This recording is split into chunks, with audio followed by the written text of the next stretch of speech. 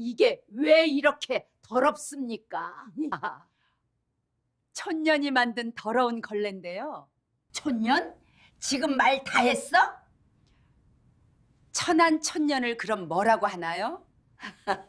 당신들이 화장실 발매트로 쓰던 그 더러운 헝겊 쪼가리. 사실 감정가 5억 원이 넘는 국보급 문화재였습니다. 명품을 줘도 걸레로 쓰는 무식한 당신들에게 돈으로도 살 수 없는 진짜 격의 차이가 무엇인지 지금부터 똑똑히 보여드리겠습니다. 본격적인 이야기를 시작하기 전에 저들의 콧대를 꺾어버릴 시원한 사이다를 응원하신다면 아래에 있는 구독과 좋아요 버튼을 한 번씩만 꾹 눌러주세요. 여러분의 따뜻한 응원 한 번이 억울한 사연을 세상에 알리는 큰 힘이 됩니다. 현관문 틈 사이로 새어나오는 그 날카로운 고성에 저는 잡고 있던 문고리를 그만 놓치고 말았습니다. 굳게 닫힌 저 문 너머. 대한민국에서 땅값이 제일 비싸다는 서울 강남구 청담동, 그 중에서도 가장 화려하다는 고급 빌라 안에서 제 금쪽 같은 딸 지영이가 겪고 있는 현실은 제 상상보다 훨씬 더 참혹했습니다. 살짝 열려진 중문 사이로 거실의 풍경이 한눈에 들어왔기 때문입니다. 눈이 시리도록 화려한 크리스털 샹들리에가 번쩍이는 50평 남짓한 거실, 천연 가죽으로 감싼 이태리제 소파에는 사돈, 여자와 시누이가 다리를 꼬고 앉아 손가락 하나 까딱하지 않고 우아하게 홍차를 마시고 있었습니다. 그리고 그들의 발치 아래 임신 6개월 차에 접어들어 배가 남산만한 제 딸이 차가운 대리석 바닥에 쪼그리고 앉아 시누이가 벗어 던진 가죽 옷을 꿰매고 있었습니다. 마치 조선시대 안방마님들이 한여를 부리는 듯한 그 기막힌 광경에 제 눈앞이 하얗게 전멸했습니다. 손에 들고 있던 보따리가 바닥으로 툭 하고 떨어졌습니다. 그 안에는 제가 딸아이의 30번째 생일을 맞아 새벽부터 밤을 새워 만든 꿀떡과 곧 태어날 뱃속의 손주를 위해 한 땀 한 땀 지은 베네쩌고리가 들어있었는데 말입니다. 바닥에 뒹구는 보따리가 마치 제 딸의 처지 같아 가슴이 미어졌습니다. 안녕하십니까? 가슴속에 뜨거운 숫덩이를 품고 사는 어미 이연아라고 합니다. 세상 사람들은 저를 그저 강원도 깊은 산골짜기 한옥에서 텃밭이나 일구고 소일거리로 바느질이나 하는 힘없고 초라한 독거노인으로 알고 있습니다. 제 딸 지영이 시댁 식구들도 마찬가지지요. 3년 전 상견례 날이었습니다. 온몸을 명품 로고가 박힌 옷으로 휘감고 나온 사돈 여자가 제게 했던 말이 아직도 귓가에 생생합니다. 사돈 어른은 시골에서 소일거리로 바느질 하신다면서요? 아이고, 요즘 세상에 누가 촌스럽게 손바느질을 해요? 공장에서 기계로 드르륵 박으면 그만인데. 뭐, 그래도 시골 노인네들 용돈 벌이로는 괜찮겠네요. 눈 침침해서 하실 수나 있나 몰라. 호호. 그 무례하고 경박한 웃음 앞에서도 저는 그저 빙그레 웃어넘겼습니다. 제가 하는 바느질이 공장에서 찍어내는 그런 싸구려가 아니라는 걸 굳이 설명하고 싶지 않았으니까요. 내 딸만 사랑해준다면 내가 무식한 시골 촌부 취급을 받는 것쯤이야 아무것도 아니라고 생각했습니다. 자식을 위해서라면 똥물이라도 뒤집어 쓸 수 있는 게 부모 마음 아니겠습니까?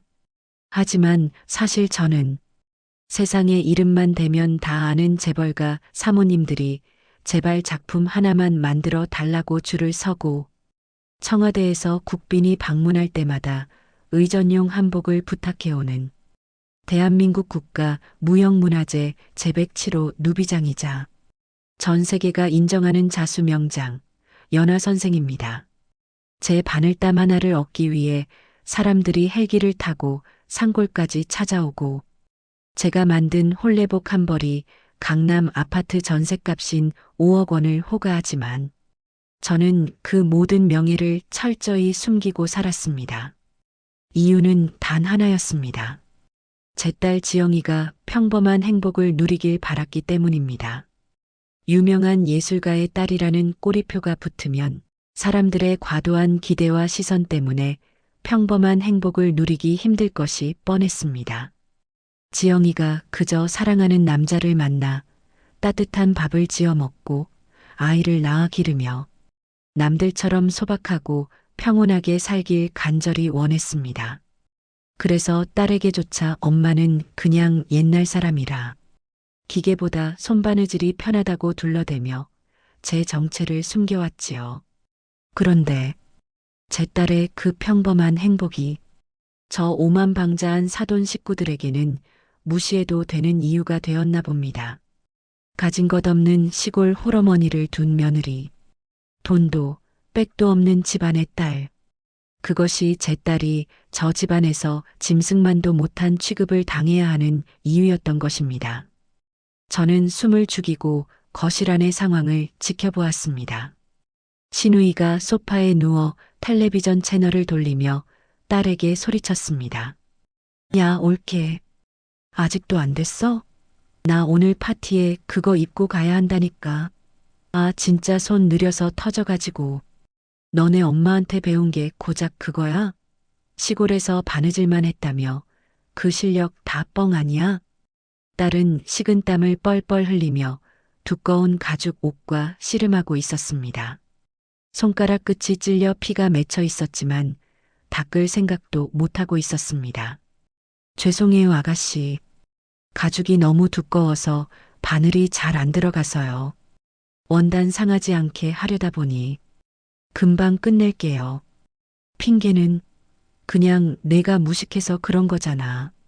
아, 짜증나. 그때였습니다. 딸이 실을 찾으러 허둥지둥 화장실 쪽으로 무릎으로 기어갔습니다. 배가 불러 걷는 것조차 힘들어 보이는 아이가 바닥을 기어가다니요. 그런데 화장실 입구에 놓인 물건을 보는 순간 저는 제 두 눈을 찔러버리고 싶을 만큼 큰 충격을 받았습니다. 화장실 입구, 물기를 닦으라고 깔아둔 축축한 발매트, 흙발 자국이 선명하게 찍혀 형체를 알아볼 수 없을 만큼 더러워진 그 매트. 그것은 그냥 발매트가 아니었습니다. 지영이가 3년 전 시집갈 때 부디 우리 딸 귀한 며느리로 대접받게 해주십시오라는 어미의 피 끓는 염원을 담아 제가 꼬박 석 달 밤을 새워 눈이 짓무르도록 수놓았던 십장생 자수 보자기였습니다. 인사동의 유명 갤러리 관장이 찾아와 제발 팔아달라고 무릎을 꿇었던 작품.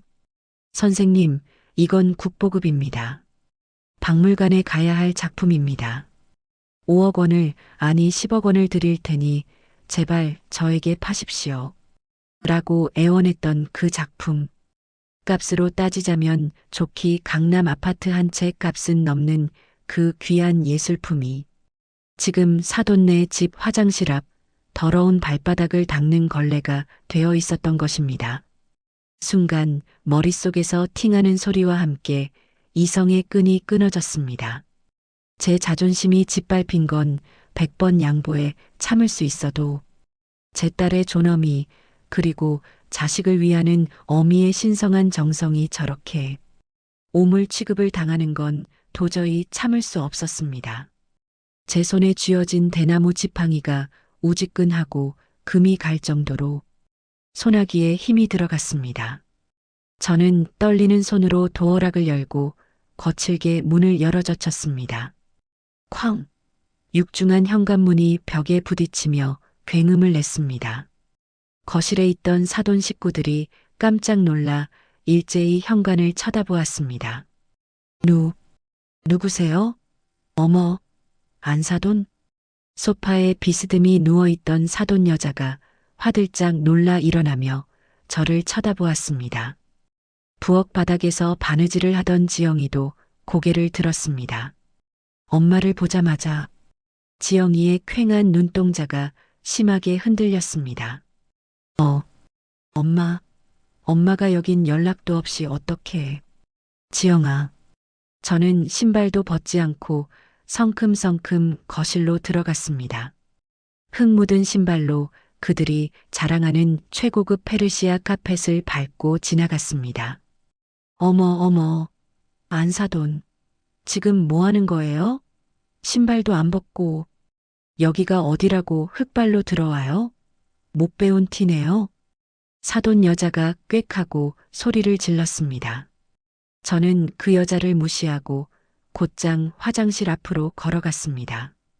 그리고 바닥에 처박혀 있는 물에 젖고 더러워진 제 십장생 보자기를 집어들었습니다. 축축한 물기가 제 손을 적셨습니다. 마치 제 가슴에서 흐르는 피눈물 같았습니다. 저는 그 젖은 보자기를 사돈 여자의 눈앞에 들이밀었습니다. 그리고 끓어오르는 분노를 억누르며 낮게 가라앉은 목소리로 물었습니다. 사돈, 이 귀한 것을 어찌 발 닦는 걸레로 쓰고 있습니까? 그러자 사돈 여자는 코웃음을 치며 대수롭지 않다는 듯 말했습니다. 자신들 집의 모던한 인테리어와는 어울리지 않는 촌스러운 물건이라 버릴까 하다가 천이 두툼하고 물 흡수가 잘 되기에 그냥 발매트로 쓰고 있다고요. 그러면서 덧붙이는 말이 가관이었습니다. 아니, 뭐 대단한 거라고 유세를 떠세요? 어차피 시골에서 남는 천조가리로 만든 거 아니에요? 색깔도 알록달록하니 촌스러워서 딱 화장실용이던데. 쓰다 버리면 그만이지. 기분 나쁘셨다면 죄송해요. 호호. 천조가리. 화장실용. 제 평생의 역작이. 저 무지한 여자에게는 그저 쓰다 버릴 쓰레기에 불과했던 것입니다. 사람 보는 눈이 없으면 물건 보는 눈이라도 있어야지. 둘 다 까막눈이니 명품을 줘도 걸레로 쓰는구나 싶었습니다. 그때 거실 벽면에 걸린 대형 텔레비전에서 뉴스 속보가 흘러나왔습니다. 다음 달 개최될 G20 G20 정상회의 영부인 초청 패션쇼에 대한 뉴스였습니다. 다음 뉴스입니다. 이번 패션쇼의 메인 디자이너로 한국이 낳은 전설적인 자수 명장 연화 선생이 위촉되었습니다. 하지만 연화 선생은 여전히 두문불출하며 모습을 드러내지 않아 청와대와 재계, 총수들이 그분을 모시기 위해 애를 태우고 있다는 소식입니다. 연화 선생의 작품은 돈으로도 살 수 없는. 뉴스를 보던 사돈 여자의 눈이 탐욕스럽게 번뜩였습니다. 어머, 저거 봐. 연화 선생. 아우, 저런 분을 섭외해야 우리 브랜드 격이 올라가는데. 여보, 당신 인맥 넓다며. 연화 선생 연락처 아직도 못 구했어? 안방에서 신문을 보던 바깥사돈이 튀어나왔습니다. 아, 글쎄, 그 노인네가 워낙 괴짜라 연락이 안 된다니까. 비서실장도 만나기 힘들대. 우리 이번에 백화점 명품관 입점하려면 그분 추천서랑 콜라보가 필수인데. 미치겠네, 진짜. 아유, 답답해. 내가 그분 작품 하나만 구하면 소원이 없겠네. 집에 걸어두고 기운이라도 받게. 돈은 달라는 대로 줄 수 있는데 말이야. 기운을 받아? 돈은 달라는 대로 줘? 참으로 코미디가 따로 없습니다.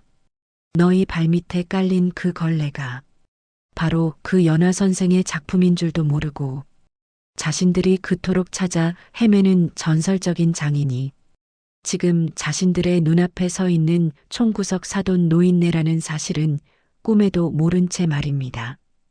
저는 손에 들고 있던 젖은 보자기를 식탁 위에 탁 하고 내려놓았습니다. 그 소리에 사돈 식구들이 깜짝 놀라 저를 쳐다보았습니다. 사돈, 깜짝이야. 왜 자꾸 부르세요?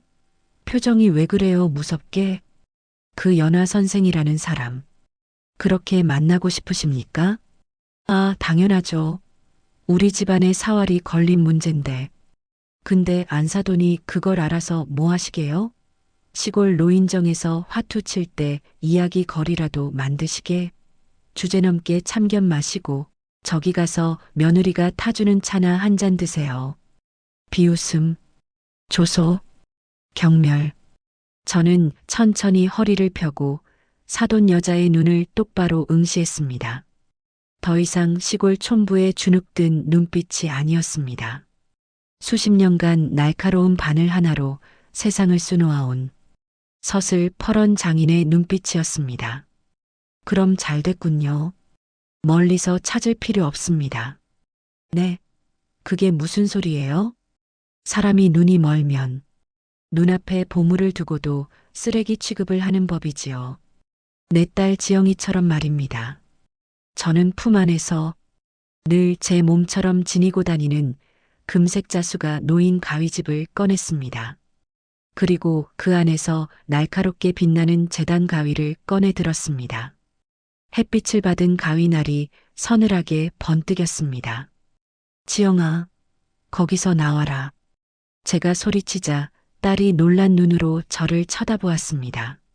엄마, 그 옷, 이리 가지고 와. 딸이 쭈뼛거리며 시누이의 가죽 코트를 들고 왔습니다.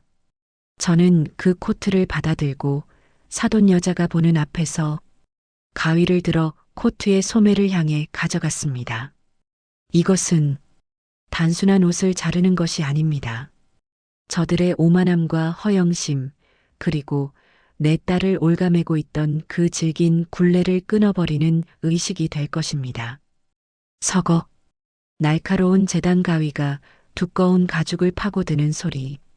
그 소리가 거실의 공기를 반으로 갈랐습니다. 조금 전까지 시누이가 1,000만 원짜리라며 유세를 떨던 명품 코트의 소매가 제 가위질 한 번에 툭 하고 바닥으로 떨어졌습니다. 잘려나간 옷자락이 바닥을 뒹구는 모습은 마치 목이 잘린 짐승처럼 처참했습니다. 그 광경을 바라보며 저는 비로소 깊은 숨을 내쉬었습니다. 이 가위질은 단순한 훼손이 아니었습니다. 그것은 돈이면 다 되는 줄 아는 저들의 오만함에 대한 경고이자 제 딸을 올가매고 있던 그 질긴 굴레를 끊어버리는 어미의 선전포고였습니다. 아, 미쳤어. 이게 무슨 짓이야. 정적은 곧 시누이의 찢어지는 비명으로 깨졌습니다. 시누이는 잘려나간 코트 조각을 주워들고 부들부들 떨더군요. 사돈 여자 역시 제 멱살이라도 잡을 기세로 달려들었습니다. 그녀의 얼굴은 불그락 변해 있었고 입에서는 차마 입에 담지 못할 험한 말들이 쏟아져 나왔습니다. 그녀는 제게 소리쳤습니다. 시골에서 올라와서 노망이 났냐고, 감히 이게 얼마짜린 줄 알고 가위질을 하냐고 말입니다. 지금 당장 경찰을 부르겠다. 손해배상을 청구하겠다며 길길이 날뛰었습니다. 그들의 눈에는 코트가 잘린 것만 보일 뿐 그 코트를 꿰매느라 피가 나도록 찔린 제 딸의 손가락은 보이지 않는 모양이었습니다. 저는 광분하는 그들을 차가운 눈으로 응시했습니다. 마치 지저대는 개를 보는 듯한 무심한 눈빛으로 말입니다. 그리고 바닥에 주저앉아 벌벌 떨고 있는 제 딸, 지영이의 어깨를 감싸 안았습니다. 사람들은 저를 그저 강원도 산골짜기에 힘없는 촌부로만 알고 있습니다. 하지만 사실 저는 지난 50년간 바늘 하나로 세상을 수놓아온 사람입니다. 15살 앳된 나이에 바늘을 잡기 시작해 손톱이 빠지고 지문이 닳아 없어질 때까지 수련했습니다. 그 세월이 쌓이고 쌓여 저는 국가가 인정한 무형문화재가 되었고 세계적인 명품 브랜드의 회장들이 제 작품을 보기 위해 전용기를 타고 날아오는 연화선생이 되었습니다. 하지만 저는 그 화려한 명예가 싫었습니다. 명예 뒤에는 언제나 시기 질투와 제 이름을 이용하려는 장사치들이 들끓었기 때문입니다. 유명세를 타면 탈수록 제 삶은 고독해졌습니다. 사람들은 이연아라는 사람을 보는 게 아니라 제 손끝에서 나오는 돈을 보았으니까요. 그래서 저는 결심했습니다.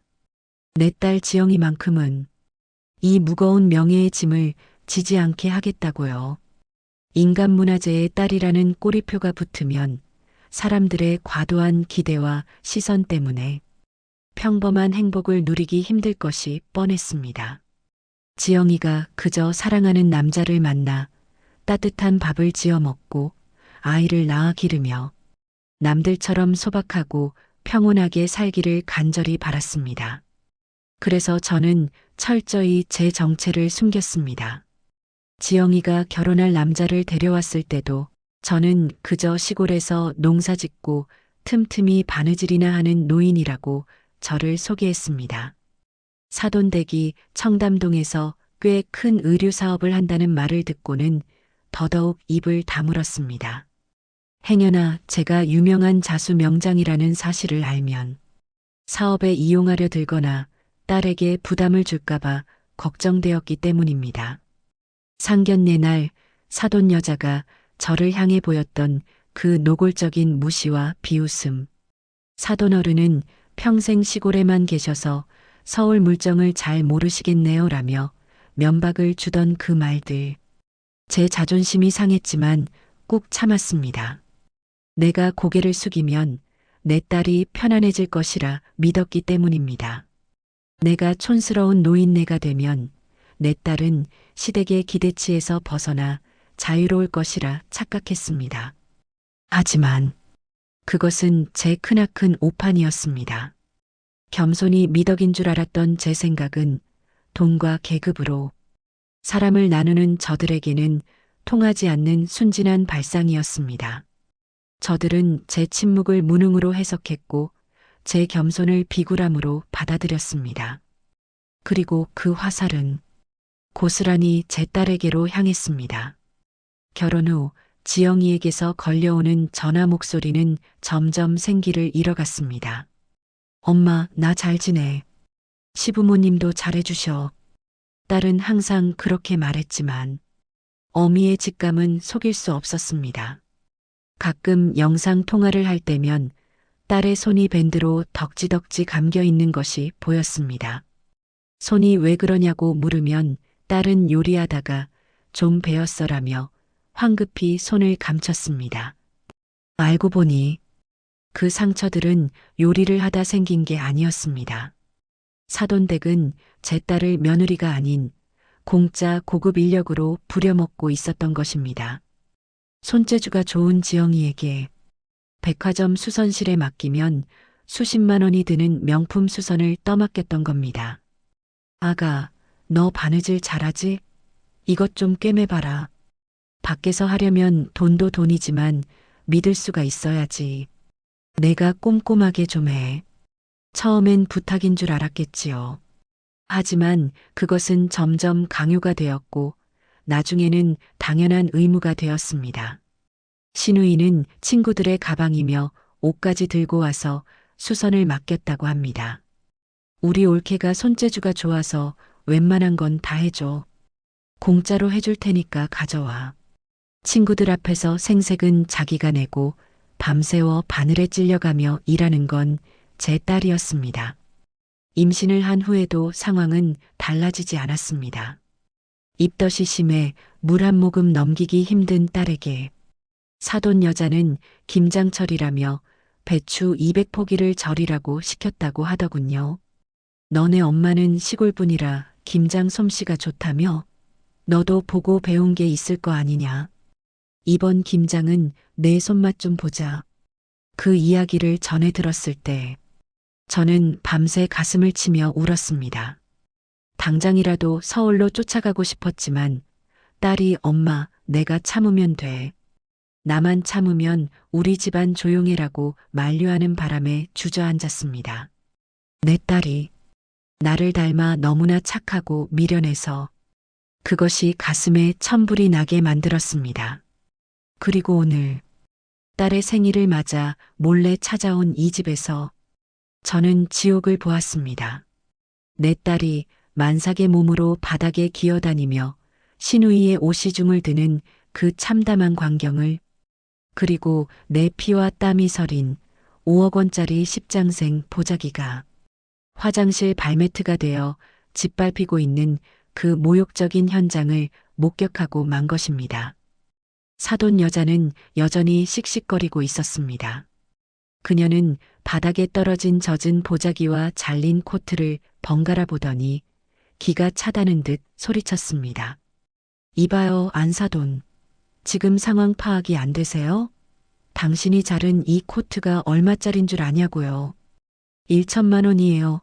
1천만 원. 시골에서 밤매서 평생 벌어도 못 만질 돈이라고요. 이거 당장 어떻게 변상할 거예요? 네. 1천만 원. 그깟 돈 타령. 저는 콧방귀를 뀌었습니다. 제 작품 하나가 경매에 나가면 시작가가 5천만 원입니다.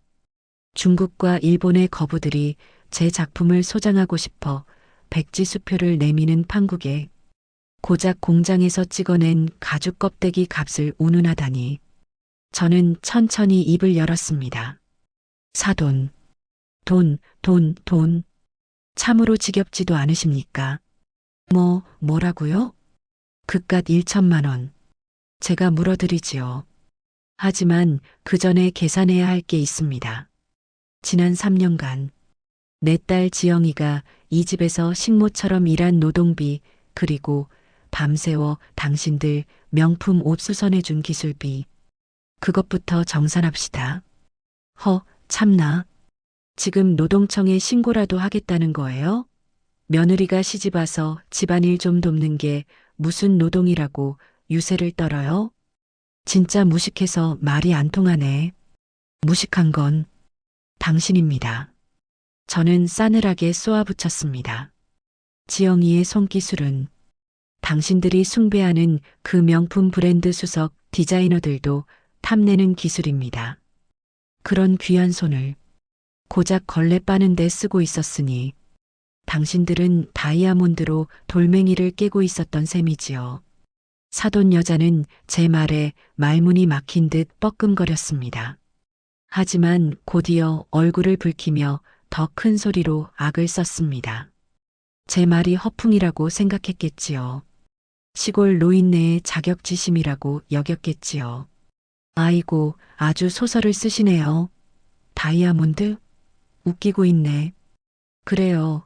그렇게 대단한 따님 데리고 나가세요. 단, 이 코트가 1천만 원 내놓기 전엔 한 발자국도 못 나갑니다.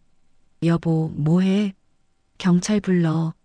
주거 침입이랑 재물 손괴로 당장 신고해. 바깥사돈이 허둥지둥 휴대폰을 꺼내 들었습니다. 신우이는 팔짱을 끼고 저를 노려보며 비아냥거렸습니다. 돈도 없는 주제에 자존심만 세서 감옥 가고 싶으신가 봐? 그때였습니다. 거실의 정적을 깨고 초인종 소리가 울려 퍼졌습니다. 딩동 마이너스 딩동 마이너스. 이 긴박한 상황에 누군가 찾아온 것입니다. 신우이가 신경질적으로 인터폰을 확인하러 갔습니다. 누구야 진짜. 타이밍 한번 거지 같네. 하지만 인터폰 화면을 확인한 신우이의 표정이 순식간에 굳어졌습니다. 눈이 동그랗게 커지더니 입을 다물지 못하더군요. 엄마, 아빠, 누군데 그래?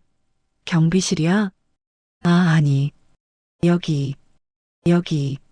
신우이는 말을 잇지 못하고 손가락으로 현관을 가리켰습니다. L그룹 회장 비서실장님이랑 문화재청장님이 와 계신데?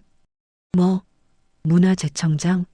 그리고 L그룹 비서실장? 그 거물들이 우리 집에 왜? 사돈 여자의 눈이 휘둥그레졌습니다. 바깥사돈도 휴대폰을 떨어뜨릴 뻔했습니다.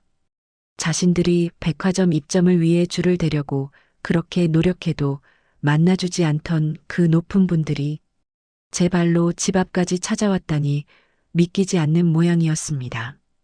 혹시 우리 브랜드 입점 때문에 오신 건가? 여보, 빨리 문 열어. 옷매무새 좀 다듬고. 사돈 여자는 금세 표정을 바꾸고 허둥지둥 현관으로 달려갔습니다. 조금 전까지 악기처럼 소리 지르던 모습은 온데간데 없고 비굴한 미소를 띠며 문을 열더군요. 그 뒤에서 저는 지팡이를 짚고 조용히 그들을 지켜보았습니다. 이제 곧 저들은 알게 될 것입니다. 그토록 기다리던 귀빈들이 찾아온 이유가 자신들이 발매트 취급하던 그 헝겊 쪼가리와 자신들이 무식하다고 무시하던 이 시골 노인네 때문이라는 사실을 말입니다. 철문이 열리고 검은 정장을 입은 수십 명의 수행원을 대동한 남자들이 거실로 들어섰습니다. 딩동 마이너스 고요를 깨는 초인종 소리와 함께 육중한 현관문이 열렸습니다. 마치 거대한 파도가 밀려오듯 검은 정장을 입은 수십 명의 수행원들이 좁은 현관을 가득 메웠습니다. 그들의 등장만으로도 거실의 공기가 무겁게 내려앉았습니다. 조금 전까지 제게 경찰을 부르겠다, 감옥에 보내겠다며 으름장을 놓던 사돈 여자는 현관에 들어선 인물들을 확인하자마자 얼굴색을 싹 바꾸더군요.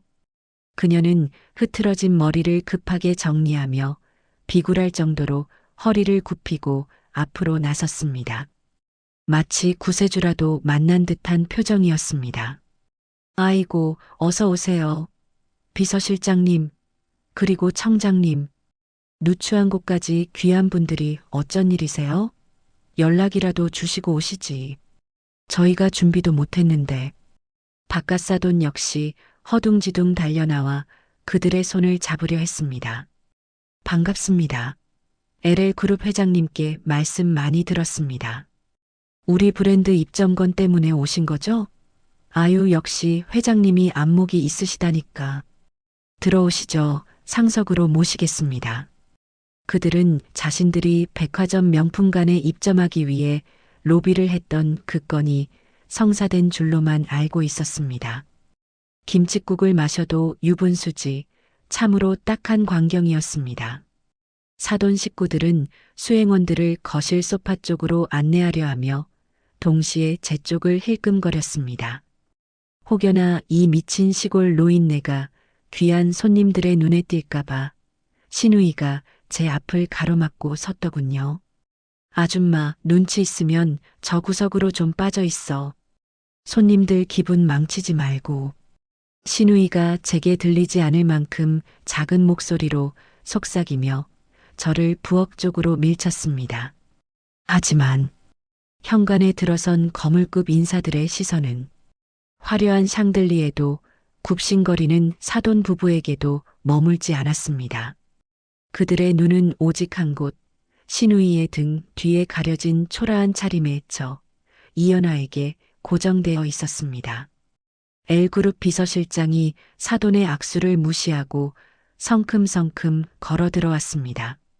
그 뒤를 이어 문화재청장이 다급한 발걸음으로 신우이를 제치고 제 앞으로 다가왔습니다. 그리고 사돈 식구들이 보는 앞에서 저를 향해 허리를 90도로 깊이 숙였습니다. 선생님, 연아 선생님, 여기에 계셨습니까? 한참을 찾아 헤맸습니다. 순간 거실 안의 모든 소음이 진공청소기에 빨려 들어간 듯 사라졌습니다. 사돈 여자의 입가에 걸려있던 비굴한 미소가 경련을 일으키며 굳어졌습니다. 바깥사돈은 내밀었던 손을 거두지도 못한 채 멍하니 입을 벌리고 서 있었습니다. 신우이는 귀신이라도 본 듯 뒷걸음질을 쳤습니다. 선생님?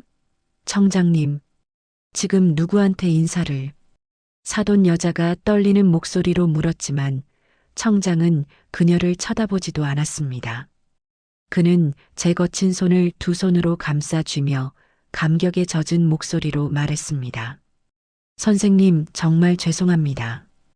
댁으로 연락을 드렸는데 안 계셔서 혹시나 하고 따님 댁으로 와봤는데 정말 다행입니다. 국가적인 비상사태라 결례를 무릅쓰고 찾아왔습니다.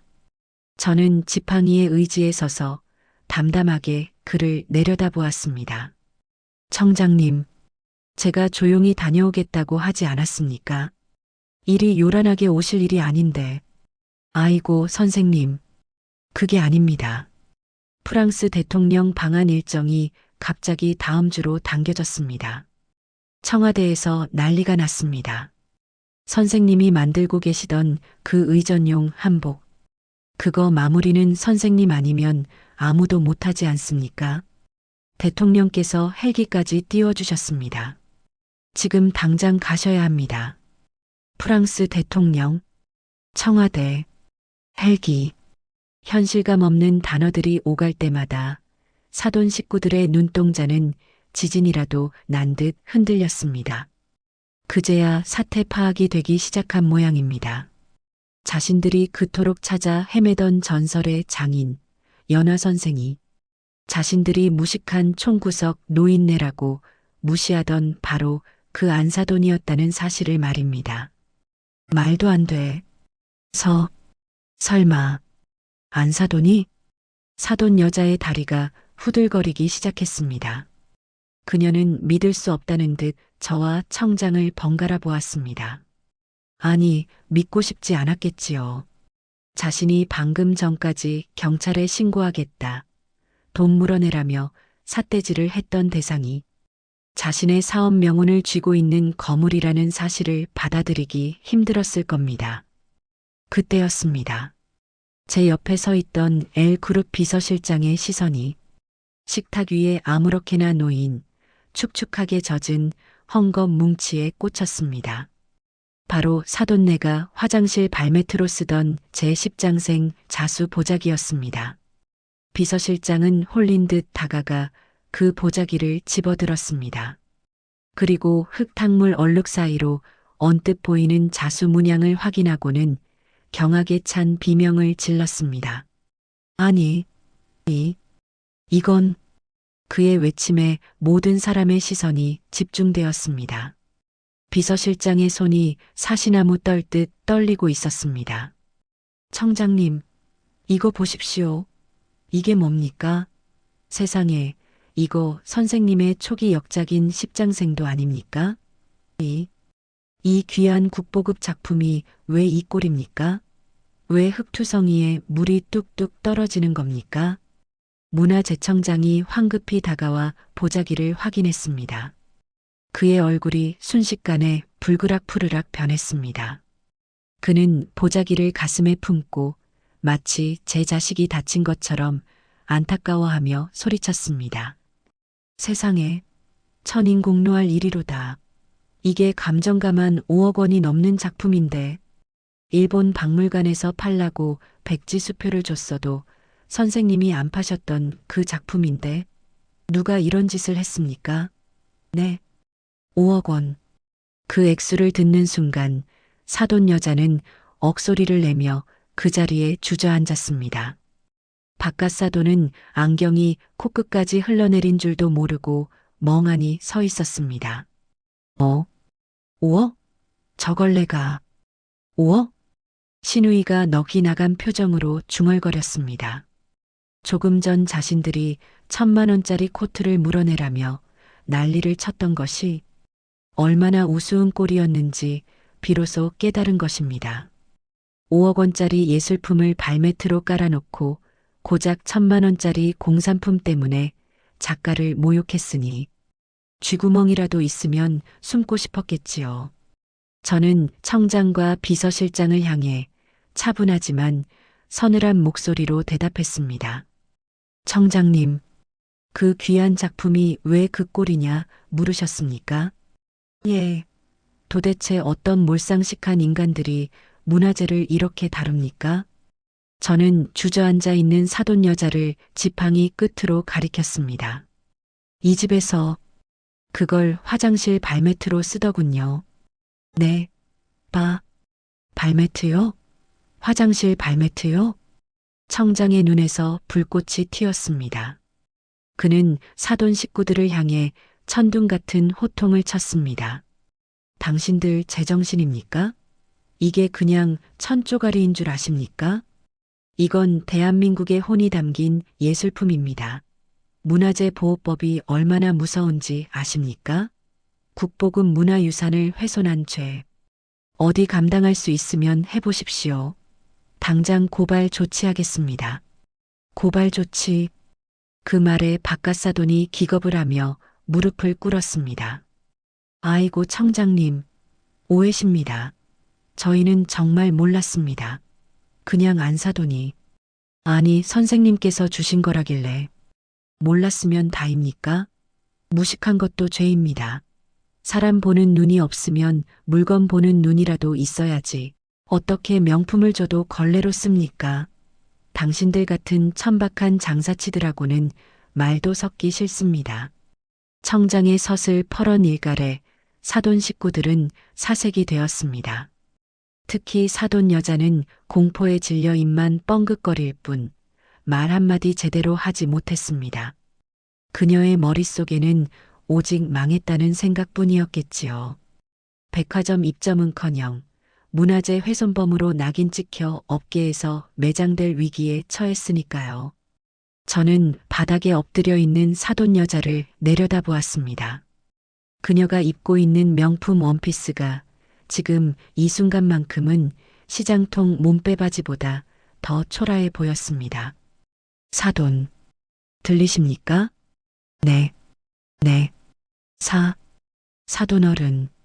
아니 선생님, 아까 제게 그랬지요. 총구석 노인네가 주제넘게 참견한다고. 그리고 제 딸 지영이에게 그랬지요. 그 엄마의 그 딸이라고. 자, 잘못했습니다.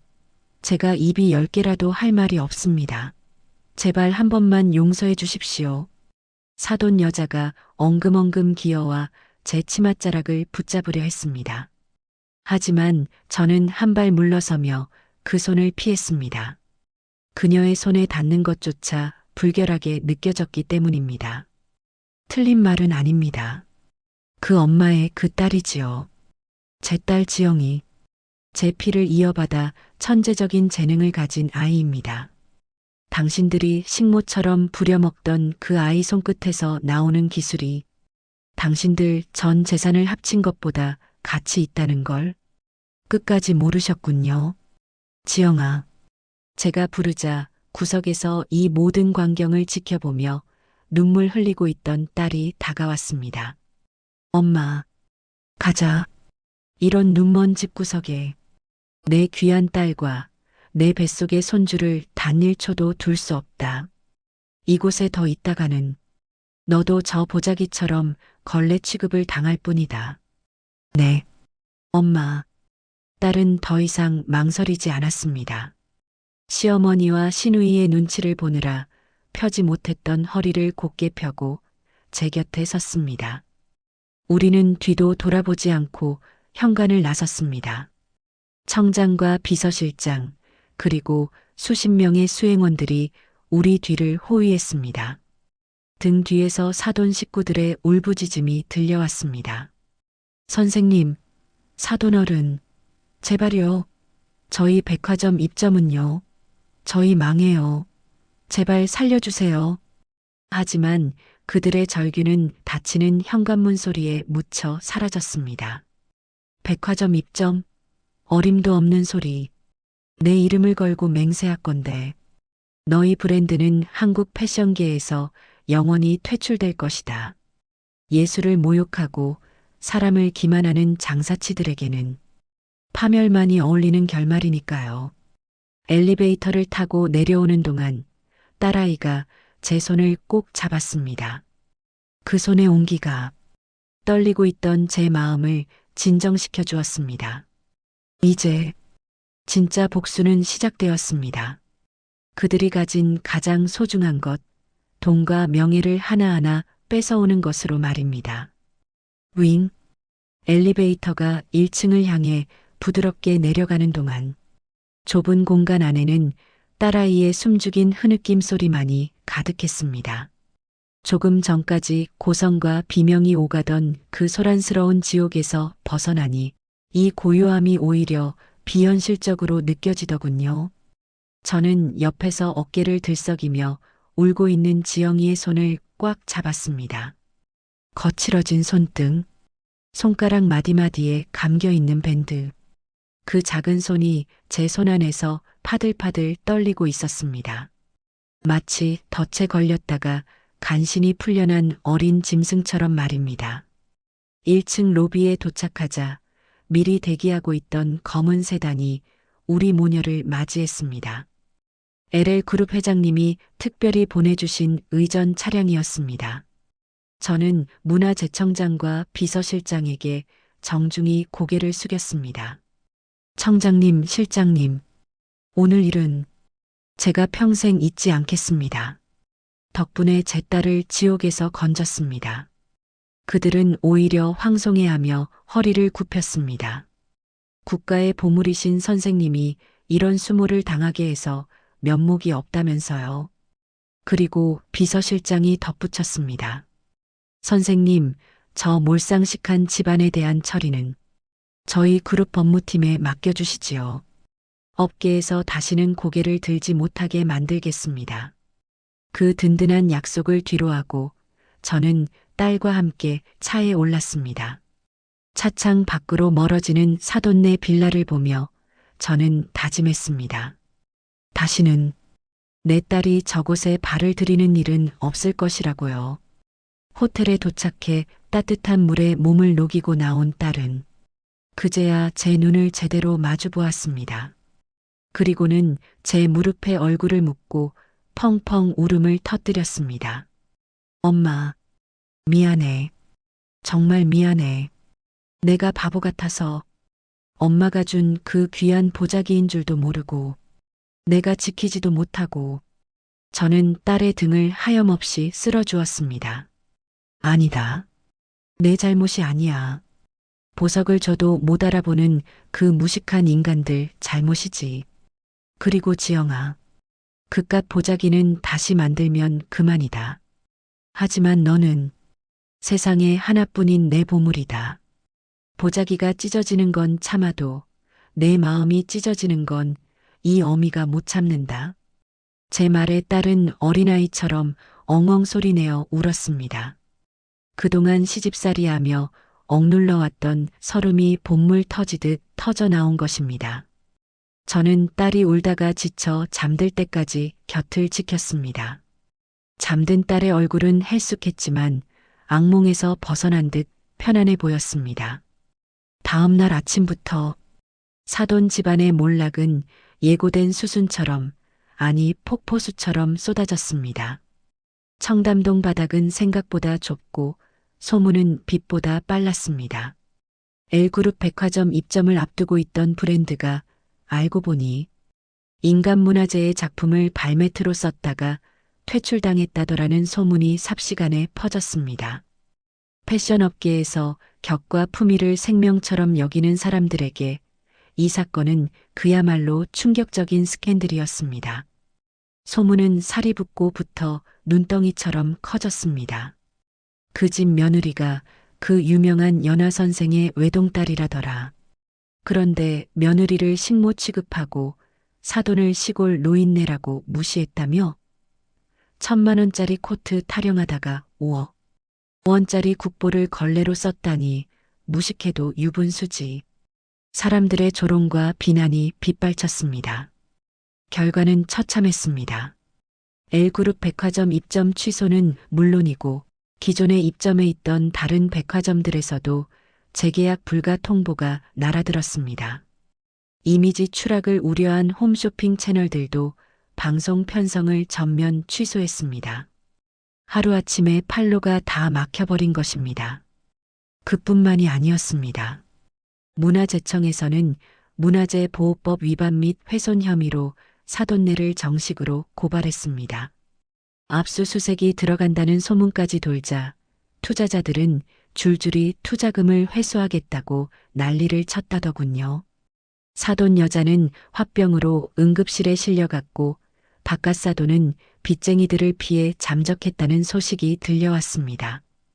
오후가 되자 제 딸의 휴대폰이 미친 듯이 울리기 시작했습니다.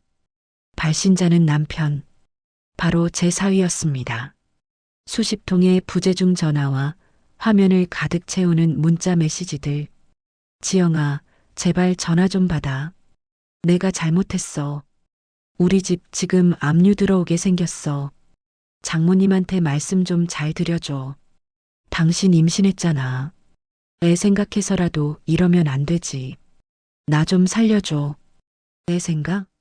임신한 아내에게 김장 200포기를 시키고 물 쏟았다고 핀잔 주던 놈이 이제 와서 애 핑계를 대며 살려달라고 빌고 있었습니다. 그 비겁함에 치가 떨렸습니다. 지영이는 떨리는 손으로 휴대폰을 쥐고 어쩔 줄 몰라 했습니다. 여전히 남편에 대한 미련과 두려움이 남아있는 듯 했습니다.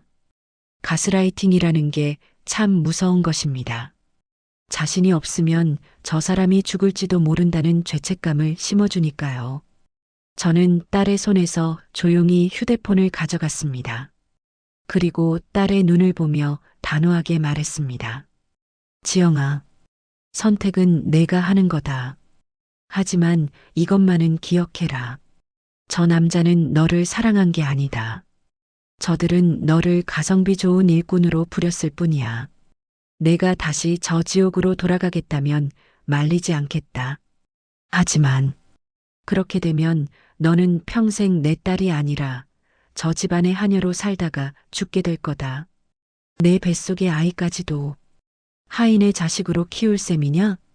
제 말에 지영이의 눈빛이 흔들렸습니다. 딸은 무의식적으로 자신의 불룩한 배를 감싸 안았습니다. 그리고 한참 동안 휴대폰 화면을 내려다보더니 결심한 듯 입술을 깨물었습니다. 엄마, 나 안 돌아갈래.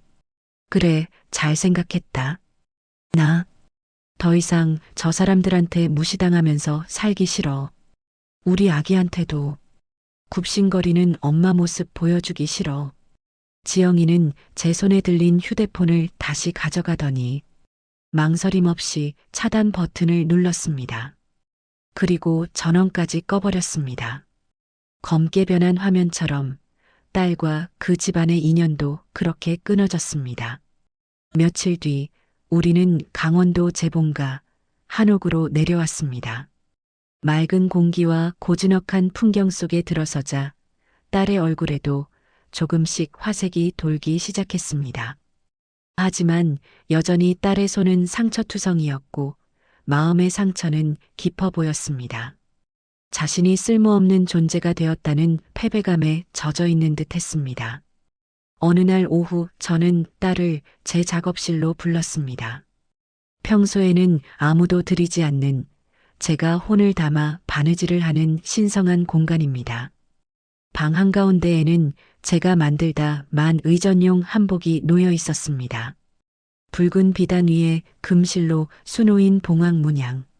창호지 문을 통해 들어온 햇빛을 받아 찬란하게 빛나는 그 옷을 보며 딸은 입을 다물지 못했습니다. 엄마, 이걸 진짜 엄마가 만든 거야? 그래. 이 어미가 한 땀 한 땀 지은 옷이다. 곧 프랑스 대통령 부인이 입을 옷이지. 저는 딸을 자리에 앉히고 제 반지꼬리를 열었습니다. 그리고 딸의 거친 손을 잡았습니다. 지영아, 사람들은 바느질을 그저 옷게 매는 기술이라고 천대하기도 한다. 하지만 내게 바느질은 마음을 닦는 수행이고 세상을 아름답게 짓는 예술이다. 저는 바늘 하나를 집어 딸의 손에 쥐어주었습니다. 시댁에서 구박받으며 쥐었던 그 바늘과는 다른 장인의 혼이 담긴 바늘이었습니다. 너는 내 피를 이어받았다. 내가 시누이의 옷을 수선할 때 나는 봤다. 가죽이 두꺼워 바늘이 들어가지 않는데도 억지로 쑤셔넣지 않고 원단결을 살리기 위해 땀수를 조절하던 너의 그 섬세함을 말이다. 그건 아무나 가질 수 없는 재능이다. 재능? 내가? 그래. 저 무식한 사람들은 그걸 손이 느리다, 답답하다고 타박했지만 나는 안다. 그건 정성이고 장인 정신이라는 것을. 내 손은 남의 집 걸레를 빨기 위해 있는 손이 아니다. 세상에서 가장 귀한 옷을 짓고 사람들의 마음을 감동시킬 황금손이다. 딸의 눈에서 굵은 눈물방울이 뚝뚝 떨어져 손등을 적셨습니다. 자신이 쓸모없는 존재가 아니라는 확인. 자신의 고통이 헛되지 않았다는 위로. 어미가 건넨 그 한마디가 딸의 무너진 자존감을 다시 세워주고 있었습니다. 엄마, 나도 엄마처럼 될 수 있을까? 나도 누구의 아내, 누구의 며느리가 아니라 내 이름으로 당당하게 살 수 있을까? 그럼 되고 말고 너는 나보다 더 뛰어난 장인이 될 거다. 이 엄마가 내가 날개를 펼칠 수 있도록 모든 걸 걸고 도와주마. 그날부터 지영이는 다시 바늘을 잡았습니다. 하지만 이번에는 누군가의 강요가 아닌 자신의 의지로 잡은 바늘이었습니다. 딸의 눈빛은 달라져 있었습니다. 두려움과 주눅들문 사라지고 그 자리에는 무서운 집중력과 열정이 타오르고 있었습니다. 한편 서울에서는 사돈 집안이 완전히 파산 신청을 했다는 소식이 들려왔습니다. 사돈 여자는 저를 찾아와 빌겠다고 강원도까지 내려왔지만 저는 대문조차 열어주지 않았습니다. 문 밖에서 사돈 어른, 잘못했습니다. 살려주세요. 하고 울부짖는 소리가 들렸지만 저는 그저 묵묵히 딸이 술을 놓는 모습을 지켜볼 뿐이었습니다. 이제 저들에게 남은 것은 자신들이 저지른 오만의 대가를 치르는 일뿐입니다. 그리고 제 딸에게 남은 것은 눈부시게 비상할 날들 뿐입니다. 쾅, 쾅, 쾅. 이봐요. 문 좀 열어보세요. 내 아내랑 내 자식 여기 있는 거 다 알아요. 장모님, 지영아. 평화롭던 강원도의 아침을 깨운 것은 수천 마리 까마귀 떼보다 더 시끄럽고 불길한 사위의 고함 소리였습니다. 고요하게 술을 놓던 제 작업실의 공기가 순식간에 차갑게 얼어붙었습니다. 저는 쥐고 있던 바늘을 조용히 내려놓고 창호지 문을 열어 밖을 내다보았습니다. 굳게 잠긴 대문 밖에는 사위 혼자가 아니었습니다. 휠체어를 탄 사돈 여자와 마스크로 얼굴을 가린 시누이, 그리고 검은 양복을 입은 변호사처럼 보이는 남자들까지 마치 조직폭력배들이 때로 몰려온 듯한 살벌한 풍경이었습니다. 옆에 있던 딸 지영이의 얼굴이 백지장처럼 하얗게 질렸습니다. 손에 쥐고 있던 가위가 바닥으로 툭 떨어졌습니다. 아직도 저 목소리만 들으면 반사적으로 몸이 떨리는 딸아이를 보며 제 가슴 속에서 또다시 뜨거운 불길이 치솟았습니다. 저 인간들은 도대체 염치라는 게 없는 것일까요? 자신들이 저지른 죄를 뉘우치기는커녕 또다시 행패를 부리러 오다니요. 저는 떨고 있는 딸의 어깨를 단단히 잡았습니다. 지영아, 두려워 마라. 여기는 내가 숨죽여 살던 시댁이 아니다. 나의 집이고 너의 성이다. 저들은 그저 지저대다 갈 잡견일 뿐이야. 알겠느냐? 엄마, 저 사람들 양육권 소송 걸겠다고 문자 왔었어. 우리 아기 뺏어가겠대. 양육권. 그 단어를 듣는 순간 저는 코웃음을 쳤습니다. 임신한 며느리를 식모 취급하고 뱃속의 아이보다 명품 코트를 더 귀하게 여겼던 자들이 이제 와서 핏줄 타령을 하며 아이를 내놓으라니요.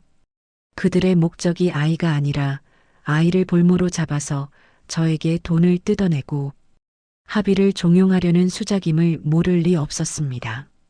저는 대나무 지팡이를 짚고 자리에서 일어났습니다. 나가자. 저 더러운 입들을 영원히 다물게 해줘야겠구나. 기익. 육중한 나무 대문이 열리는 소리가 나자 문 밖에서 소란을 피우던 무리가 일제히 멈칫했습니다. 저는 문지방을 넘지 않고 그들을 서늘하게 내려다보며 섰습니다. 제 양옆으로는 LL그룹 회장님이 혹시 모를 일에 대비해 쓰십시오라며 보내주신 사설 경호원들이 버티고 섰습니다. 장모님, 며칠 새 수척해진 얼굴의 사위가 저를 보며 다가오려 했지만 경호원들에게 막혀 뒤로 밀려났습니다. 휠체어에 앉아있던 사돈 여자가 악을 쓰며 소리쳤습니다. 아니, 사돈어른, 이게 무슨 짓입니까? 애 아빠가 처자식 데리러 왔는데 문전박대를 해요? 그리고 우리 집안을 이렇게 풍비박산 내놓고 잠이 오세요? 우리 브랜드 망한 거 다 당신 탓이잖아요. 내 돈 물어내요. 백화점 위약금이 얼만 줄 알아요? 적반하장도 유분수지. 자신들이 저지른 문화재 훼손과 사기 행각으로 망해놓고 모든 탓을 제게 돌리고 있었습니다. 옆에 있던 그들의 변호사가 거만하게 앞으로 나섰습니다. 이연아 씨 되십니까? 저는 저분들의 법률 대리인입니다. 현재 귀하의 따님은 무단 가출 상태이며 이는 이혼 소송 시 명백한 유책 사유가 됩니다. 또한 태어날 아이에 대한 친권과 양육권은 경제적 능력이 있는 친부에게 갈 확률이 높습니다. 좋게 합의하시죠. 위자료 청구 안 할 테니 따님 돌려보내시고 언론에 해명 인터뷰 좀 해주십시오. 오해였다. 문화재 훼손은 사실이 아니더라고요. 합의. 해명 인터뷰. 결국 그거였습니다. 제 이름값을 이용해 다시 제기해 보려는 얄팍한 속셈. 그리고 아이를 인질로 잡으면 제가 굴복할 거라는 오산. 저는 품 안에서 미리 준비해둔 두툼한 서류 봉투를 꺼냈습니다. 그리고 변호사의 가슴팍을 향해 툭 던졌습니다. 법을 논하고 싶으면 이거나 먼저 읽어보고 짖으시오. 이게 뭡니까? 변호사가 봉투를 열어 서류를 확인했습니다. 서류를 넘기는 그의 손이 점점 빨라지더니 이내 이마에 식은 땀이 흐르기 시작했습니다. 그것은 제가 지난 한 달간 L그룹 법무팀과 함께 이 잡듯이 뒤져서 수집한 증거 자료들이었습니다. 거기 첫 장, 당신 의뢰인들이 내 딸에게 시킨 강제 노동일지, 그리고 폭언이 담긴 녹취록입니다. 야, 식모, 너네 엄마 촌년 같은 인격 모독 발언이 수백 건이 넘더군요. 가정 내 괴롭힘과 정서적 학대의 명백한 증거지요. 사돈 식구들의 얼굴이 흑빛으로 변했습니다. 사위놈은 고개를 푹 숙이고 제 눈을 피했습니다. 그리고 두 번째 장, 내 사위라는 작자가 내 딸 몰래 유흥업소에 드나들며 탕진한 카드 내역서입니다. 임신한 아내가 집에서 김장 200포기를 담그고 있을 때 당신은 강남 룸살롱에서 양주를 마시고 있었더군요. 이래도 유책 사유가 학대를 피해 도망친 내 딸에게 있습니까? 사위가 털썩 주저앉았습니다. 아니, 장모님, 그게 아니라 접대 때문에 어쩔 수 없이. 그리고 마지막 장. 이게 제일 중요합니다. 저는 사돈 여자를 똑바로 노려보며 말했습니다. 당신네 회사 이중 장부입니다. 동대문 시장에서 떼온 싸구려 원단에 메이드 인 이태리 라벨만 바꿔 달아 명품으로 속여 판 사기 혐의. 그리고 지난 5년간의 탈세 내역까지. 뭐라고요? 사돈 여자가 휠체어에서 벌떡 일어날 뻔했습니다. 그걸 당신이 어떻게... 내가 말했지요? 사람 보는 눈이 없으면 물건 보는 눈이라도 있어야 한다고. 당신들이 가짜 명품을 팔아먹는 동안 나는 진짜 명품을 짓는 사람들과 교류해 왔습니다. 업계 바닥에서 당신네들 사기 행각 모르는 사람이 없을 줄 알았습니까? 증거가 없어서 못 잡았을 뿐이지. 저는 싸늘하게 웃으며 변호사를 보았습니다. 이 모든 자료 오늘 아침 검찰과 국세청에 넘어갔습니다. 아마 지금쯤 서울 본사에는 압수수색 영장이 집행되고 있겠군요. 양육권? 아베, 감옥에 갈 범죄자들이 아이를 키우겠다니 판사님이 참 좋아하시겠습니다. 그때였습니다.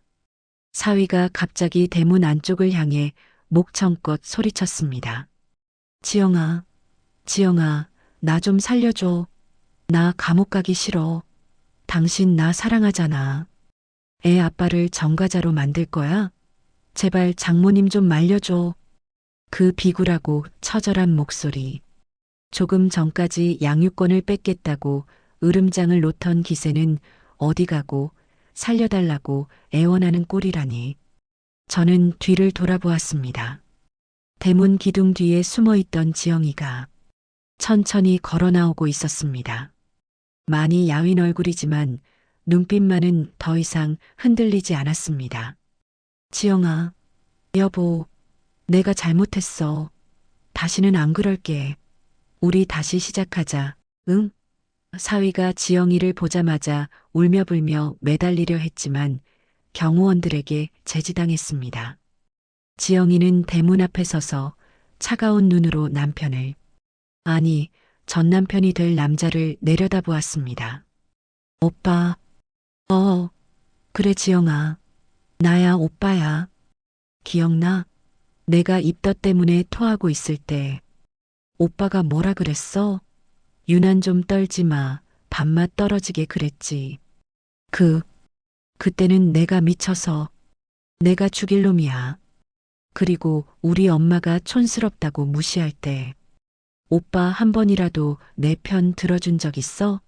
오히려 시어머니, 시누이랑 같이 낄낄대며 웃었지. 그때 내 마음속에서 오빠는 이미 죽었어. 지영이는 자신의 불룩한 배를 어루만지며 말을 이었습니다. 이 아이 아빠 없는 자식으로 안 키울 거야. 내 아이에게는 세상에서 제일 멋진 아빠가 필요해. 하지만 범죄자의, 거짓말쟁이의, 비겁하기까지 한 오빠는 아니야. 차라리 없는 게 나아. 지영아, 제발 다시는 찾아오지 마. 내 아이한테서 썩은 냄새 나게 하고 싶지 않으니까. 이혼 서류는 변호사 통해서 보낼게. 도장만 찍어서 보내. 아니면 감옥 면회 가서 찍게 해줄까? 지영이의 서슬 퍼런 일갈에 사위는 입을 다물었습니다. 그 순하고 여리기만 했던 지영이가 어미가 되더니 호랑이처럼 강해진 것입니다. 저는 그런 딸의 모습이 대견하면서도 한편으로는 가슴이 아렸습니다. 저 말을 하기까지 속으로 얼마나 많은 피눈물을 삼켰을까요? 그때 멀리서 경찰차 사이렌 소리가 요란하게 들려왔습니다. 위잉 마이너스 사돈 식구들이 기겁을 하며 뒤를 돌아보았습니다. 어머, 경찰이 왜 와? 여보, 우리 도망가야 해. 빨리 차 돌려. 사돈. 여자가 휠체어를 돌리려다 중심을 잃고 바닥에 고꾸라졌습니다. 시누이는 혼자 살겠다고 숲속으로 뛰어가려다 경호원들에게 붙잡혔습니다. 아비규환이 따로 없었습니다. 경찰들이 차에서 내려 그들에게 다가왔습니다. 김철수 씨, 박미자 씨 맞습니까? 사기 및 횡령, 문화재 보호법 위반 혐의로 긴급 체포합니다. 수갑이 채워지는 찰카닥 소리가 강원도의 맑은 공기를 갈랐습니다. 사돈 여자는 내가 누군 줄 알아. 이거 나. 우리 사돈이 누군 줄 알아. 하며 발악했지만 경찰들에게 질질 끌려 차에 태워졌습니다. 사위는 끝까지 지영아, 장모님, 살려주세요. 를 외쳤지만 우리는 그저 차가운 눈으로 그들이 연행되는 모습을 지켜볼 뿐이었습니다. 경찰차가 떠나고 흙먼지가 가라앉자 다시 한옥에는 고요한 평화가 찾아왔습니다. 지옥 같았던 소음이 사라진 자리에는 새소리와 바람소리만이 남았습니다. 지영이가 털썩 자리에 주저앉았습니다. 긴장이 풀린 듯 온몸을 떨고 있었습니다. 저는 다가가 딸을 꼭 안아주었습니다. 잘했다. 내 새끼, 정말 잘했다. 무서웠지? 이제 다 끝났다. 엄마, 나, 이제 진짜 끝난 거지?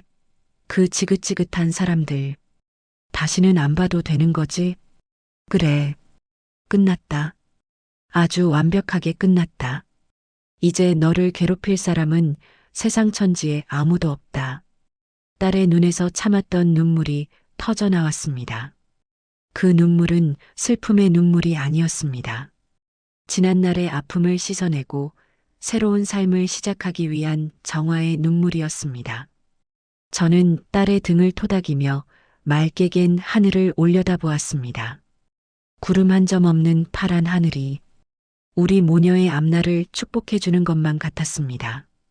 이제 남은 것은 상처 입은 딸의 마음을 어루만지고 곧 태어날 새 생명과 함께 진정한 행복을 찾아가는 일뿐입니다.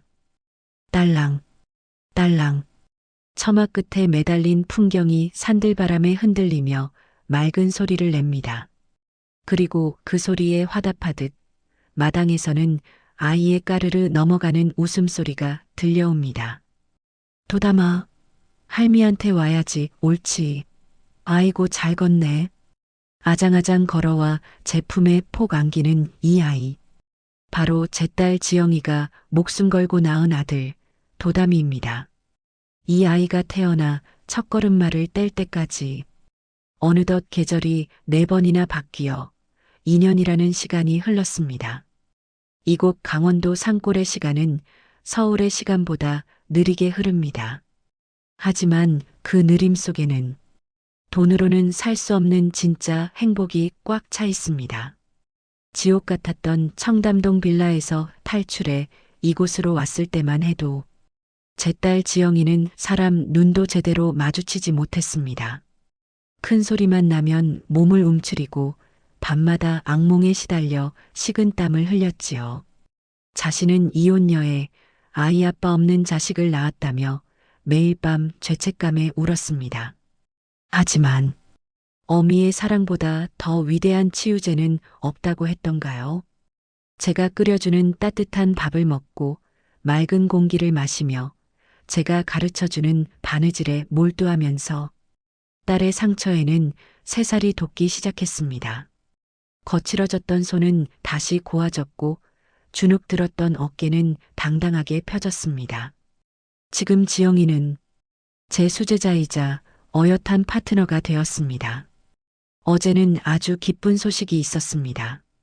프랑스 파리에서 열린 국제공예 비엔날레에서 지영이가 출품한 작품이 당당히 대상을 받았다는 전갈이 왔습니다. 작품명은 재생. 놀랍게도 그 작품은 그날 사돈네 집에서 제가 가위로 잘라버렸던 그 가죽 코트 조각들을 이어붙이고 그 위에 화려한 한국 전통 자수를 놓아 만든 조각보였습니다. 딸아이는 수상 소감에서 이렇게 말했다고 합니다. 찢어지고 버려진 조각들도 정성으로 다시 이으면 세상에 하나뿐인 예술품이 됩니다. 제 인생을 다시 꿰매주신 어머니께 이 영광을 돌립니다. 그 소식을 듣는데 주책맞게 눈물이 하염없이 흘렀습니다. 시댁에서 구박받으며 흘렸던 그 서러운 눈물이 이제는 기쁨의 눈물이 되어 우리 모녀를 적셨습니다. 돈으로 처바른 명품이 아닌 시련을 겪어내고 피워낸 딸의 인생이야말로 세상에 하나뿐인 진짜 명품이 된 것입니다. 반면 명품으로 온몸을 휘감고 거들먹거리던 그들의 소식은 참으로 초라하기 그지없습니다. 감옥에 있는 사돈 여자와 사위에게서는 잊을만 하면 편지가 옵니다. 교도소 도장이 찍힌 그 편지들을 저는 뜯어보지도 않고 아궁이 불쏘시개로 던져버립니다. 하지만 들려오는 소문에 의하면 그들의 말로는 비참하다고 합니다. 사기 혐의와 문화재 보호법 위반으로 징역형을 선고받은 사돈 여자는 감옥에서도 내가 누군지 아냐, 내 아들이 의사다, 판사다 하며 허세를 부리다가 동료 수감자들에게 왕따를 당해 독방 신세를 면치 못하고 알아누웠다고 합니다. 그녀가 그토록 자랑하던 청담동 빌라는 경매로 넘어가 남의 손에 들어갔고 숨겨두었던 차명 계좌까지 국세청에 발각되어 빈털터리가 되었다더군요. 제 사위, 아니 전 사위놈은 더 가관입니다. 감옥 안에서 매일같이 제게 탄원서를 쓴다고 합니다. 지영이와 다시 합치게 해달라, 아이 얼굴만이라도 보게 해달라고 읍소한다는데 그 속내는 뻔합니다. 저와 딸이 가진 재산과 명예의 기생에 다시 한번 팔자를 고쳐보려는 수작이겠지요. 어림없는 소리. 저는 도담이에게 아비의 존재를 지웠습니다. 아이가 커서 아빠를 찾는다면 솔직하게 말해줄 생각입니다. 내 아빠는 너보다 돈을 더 사랑했던 불쌍한 사람이란다. 그래서 우리가 버렸단다. 라고요. 비정하다고 욕하셔도 좋습니다. 하지만 썩은 가지는 잘라내야 나무가 건강하게 자라는 법입니다. 내 손주에게 범죄자의 그늘을, 그리고 비굴한 피를 물려주고 싶지 않습니다. 오늘은 날이 참 좋습니다. 햇살이 따스하게 내리쬐는 마루에 앉아 저는 오늘도 바늘을 잡습니다. 한 땀 한 땀. 비단 위를 지나는 바늘 끝에 제 마음을 씻습니다. 사람들은 제게 묻습니다. 선생님, 그 많은 돈과 명예를 가지고 왜 아직도 이렇게 힘들게 바느질을 하십니까? 이제 좀 편하게 즐기며 사시지요. 그럴 때마다 저는 웃으며 대답합니다. 이게 즐기는 겁니다. 남에게 보여주기 위한 삶이 아니라 내가 나를 위해 짓는 삶. 그게 진짜 노후의 품격 아니겠습니까? 사돈 식구들은 평생 남의 시선이라는 감옥에 갇혀 살았습니다. 남들보다 비싼 옷을 입어야 했고 남들보다 비싼 집에 살아야 직성이 풀렸지요. 하지만 그 껍데기가 벗겨지자 그들 안에 남은 것은 아무것도 없었습니다. 진정한 부자는 통장에 돈이 많은 사람이 아니라 내 자존심을 지킬 수 있는 기술과 마음의 근육이 있는 사람이라는 것을 저는 70평생을 살며 뼈저리게 배웠습니다. 사랑하는 시청자 여러분, 그리고 이 땅의 모든 어머니, 며느리 여러분, 제 긴 이야기를 들어주셔서 감사합니다. 혹시 지금 돈이 없다고 혹은 배운 게 없다고 누군가에게 무시당하고 계십니까? 아니면 자식이나 며느리, 사위 눈치 보느라 내 목소리 한번 크게 내지 못하고 사십니까?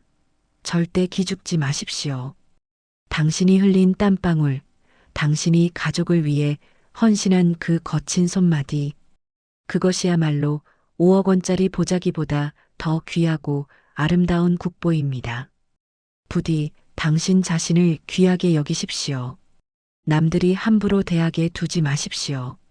누군가 당신을 발매트 취급하려 한다면 과감하게 가위를 들어 그 인연을 잘라버리십시오. 그것이 가족이라 할지라도 말입니다. 내가 나를 대접해야 세상도 나를 대접하는 법입니다. 저는 이제 다시 작업실로 들어갑니다. 제 딸 지영이가 새로운 도안을 그려왔거든요. 우리 모녀가 함께 지을 이 옷은 세상 그 어떤 명품보다 아름다울 것입니다. 여러분도 여러분의 인생을 가장 아름다운 비단 위에 가장 고운 색실로 수놓으시길 바랍니다. 지금까지 자수명장 이연아, 아니 지영이 엄마, 도담이 할머니 이연아였습니다. 감사합니다.